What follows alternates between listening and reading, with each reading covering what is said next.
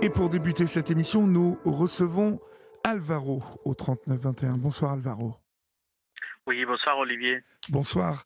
D'où nous appelez-vous et quel âge avez-vous Alvaro? J'ai 29 ans et j'appelle du Val-de-Marne. Très bien. Qu'est-ce qui vous amène Alvaro? Dites-moi. Donc moi, je voulais partager un peu mon histoire, mon parcours, que c'est un peu atypique, un peu hors du commun, on va dire. Car j'ai grandi entre la France et le Paraguay. Oui, Car j'ai une famille française et une famille paraguayenne, donc j'ai peu vécu entre les deux pays. Beaucoup de déménagements qui ont fait que pendant ma vie, j'ai pas vraiment fait beaucoup d'amis qu'on puisse appeler des amis de toute la vie. Donc j'ai que des connaissances, mais surtout au Paraguay. Et je voulais un peu raconter, partager mon expérience, si bien il y a évidemment. des gens qui, ou comment, oui, s'il y a des gens qui se trouvent un peu comme ça, dépaysés, car ils vont vivre dans un autre pays, Oui. j'imagine que ça arrive beaucoup. Et c'est un peu mon cas. Depuis tout petit, avec mes parents, on a beaucoup déménagé à cause de leur travail. Mhm. On a vécu au Paraguay pendant presque 15 ans, 20 ans. Donc, et pendant toutes ces années-là, on a déménagé au moins 6 ou 7 fois. Donc, c'était à chaque fois 3 4 ans ici, 3 4 ans là-bas. Ça ne permettait pas d'avoir une base ou des connaissances là. J'ai fait un peu mes études là-bas, au Paraguay. J'ai eu un bac là-bas. Puis, j'ai voulu commencer à faire des études en France. J'ai eu un peu l'aide de ma grand-mère qui était en France à ce moment-là. Elle m'a bien accueilli dans le sud, près de Marseille. Et je voulais me former en photographie. Je me suis renseigné auprès d'un d'un bac pro photo. Et j'ai commencé avec un comment dire, un contrat d'apprentissage. Oui. Malheureusement, ça s'est pas bien fini car le patron, il a fermé le magasin sans prévenir ni moi ni l'école. Je me suis retrouvé sans études après ça. Oui. L'école n'a pas beaucoup fait pour m'aider car bon, le petit latino qui venait d'arriver en France, bon, on va le laisser comme ça. Et j'ai pas trouvé de support dans la ville ni personne qui puisse m'aider. Donc j'ai décidé de commencer à travailler ailleurs. J'ai laissé ma grand-mère quitter la ville où j'étais et m'installer sur Paris. J'ai commencé à travailler sur Paris avec les sites touristiques et tout ça. J'ai pu connaître la situation de beaucoup de latinos aussi sur Paris, Faites avec attention, vous vous qui êtes déplacé, je vous entends moins bien là qu'au oui, début. non, non, non, j'ai le même, Ah, vous avez le je vais même pas vous. endroit? D'accord, ok. Oui, je suis au même endroit. Ok. Oui, Je donc vous entends, là, ça y est. oui, ok, je continue, pardon. Oui, donc entre 2015 et 2016, j'ai dû rentrer au pays, au Paraguay, parce que il y a eu des soucis dans la famille, des parents qui commençaient à se divorcer, mon père qui ne voulait pas quitter la maison et qui était un peu agressif avec mes frères, Mhm. surtout le plus petit qui a été très choqué par cette situation. J'ai décidé de rentrer pour mettre un peu la pression à la maison et qu'ils puissent quitter la maison et que mes frères puissent continuer avec leur vie un peu plus calme. Et donc j'ai abandonné un peu mon parcours de travail en rentrant là-bas.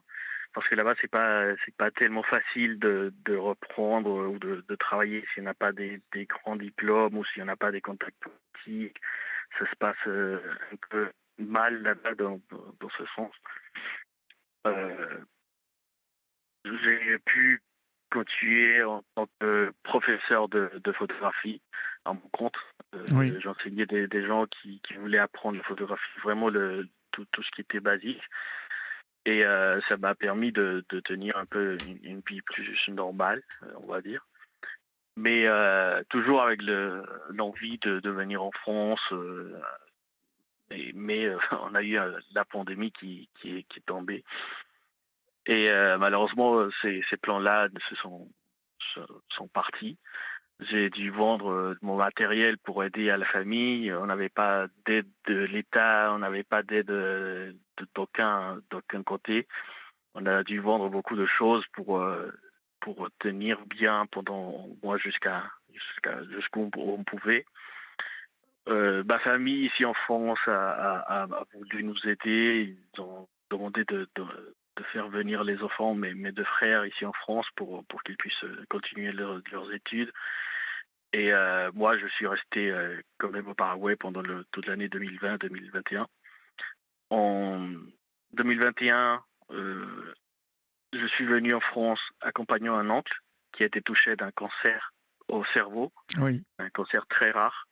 On s'est installé à Lyon pour qu'il puisse continuer un traitement à Lyon et à l'hôpital neurologique.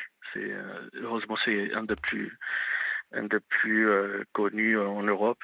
Et ils ont tout de suite reconnu le type de cancer qu'il avait, mais malheureusement, il n'a pas pu tenir à sa vie. J'ai passé comme assistant familial, son aidant, parce qu'il n'était pas autonome. Donc, on était logés dans un petit appart de 30 mètres carrés à 3 personnes, dont lui qui avait besoin de l'attention d'un 4/7. Oui. C'était un peu un choc émotionnel pour toute la famille et surtout pour moi que j'étais avec lui.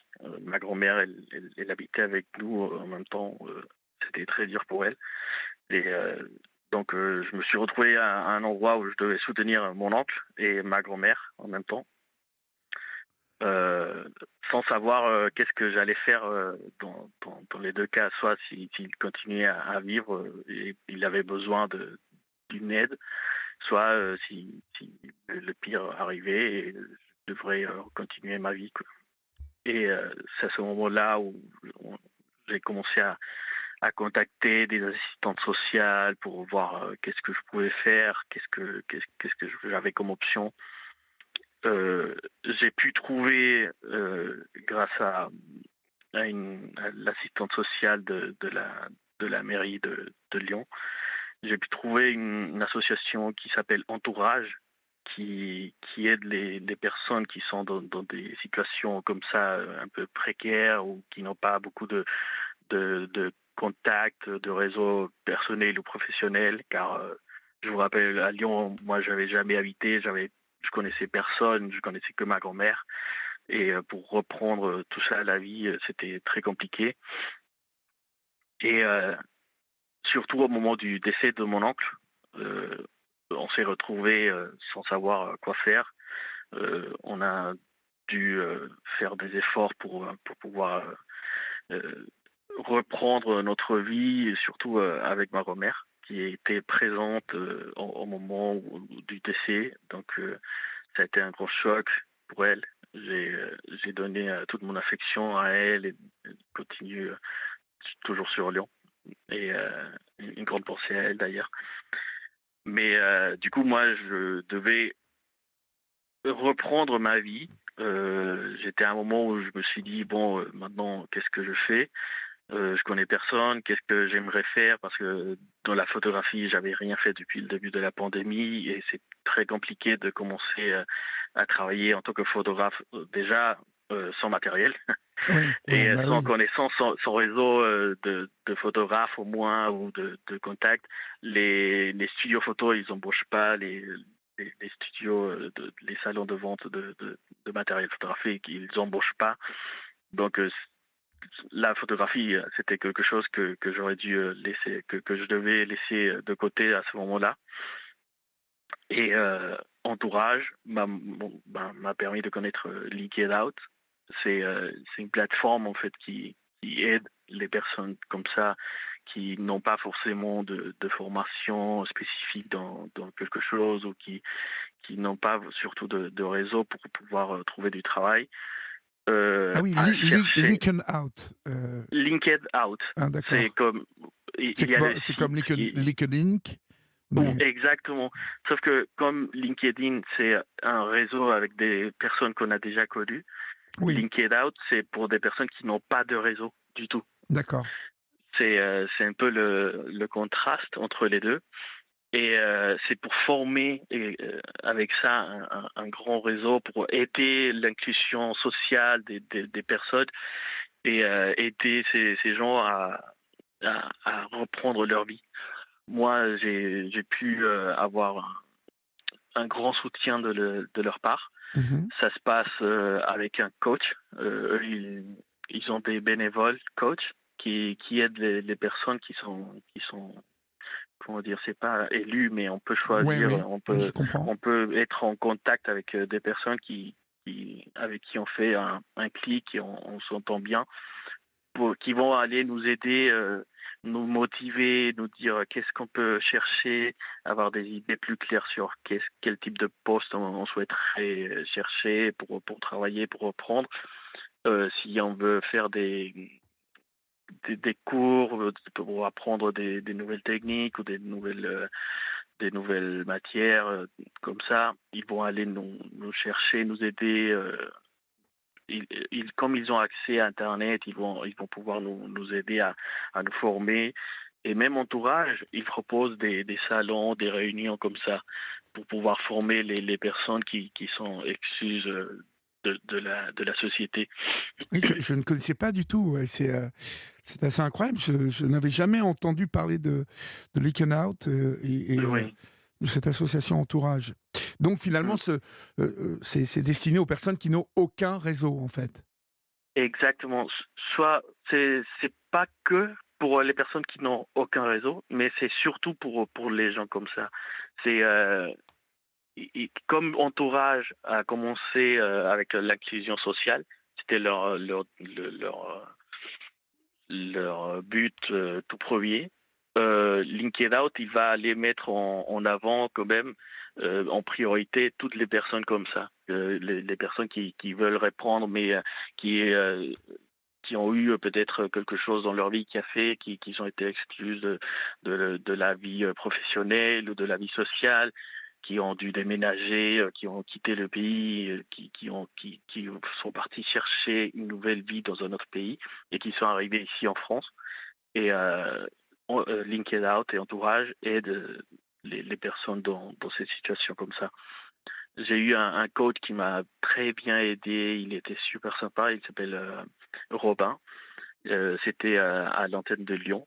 Oui, Ça s'était très bien passé. Il m'a motivé. Il m'appelait presque tous les tout le jours. temps, d'accord. Oui, exactement. Au moins une fois par jour, il me posait la question, qu'est-ce que j'ai pu faire aujourd'hui? Qu'est-ce que je pourrais faire demain?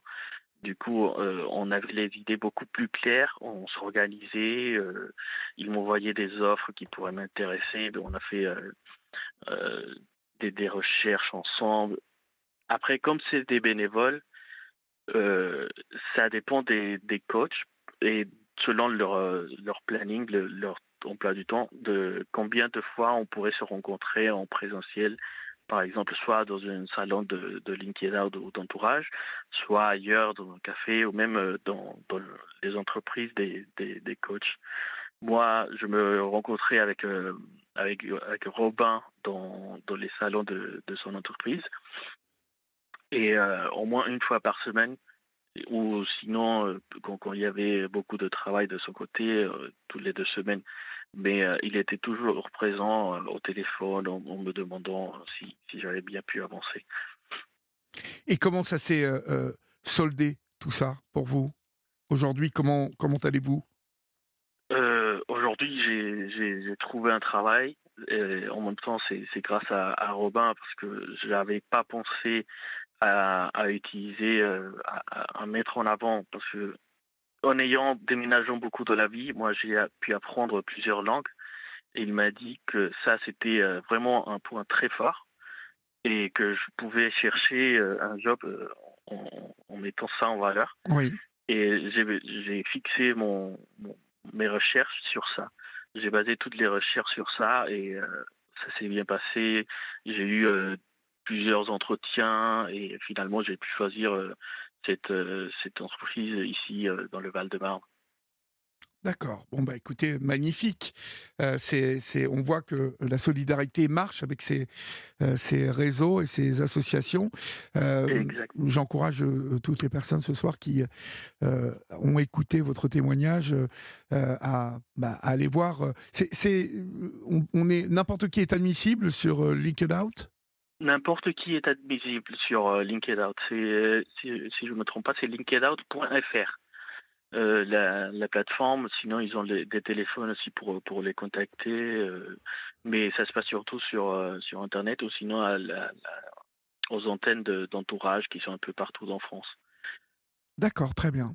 Bah, écoutez, merci mille fois Alvaro, pour Merci votre témoignage à ce vous, soir sur Olivier. l'antenne d'Europe 1 et surtout, merci pour, ce tuyau pour celles et ceux qui, peuvent se rapprocher, de ce réseau, qui n'en ont pas eux-mêmes, et qui pourraient, beh, comme vous, prendre les mains qui se sont tendues. Bonne chance et bon courage à vous Alvaro. Merci beaucoup, Olivier. Merci beaucoup à vous et bon courage à vous. Au revoir. Merci.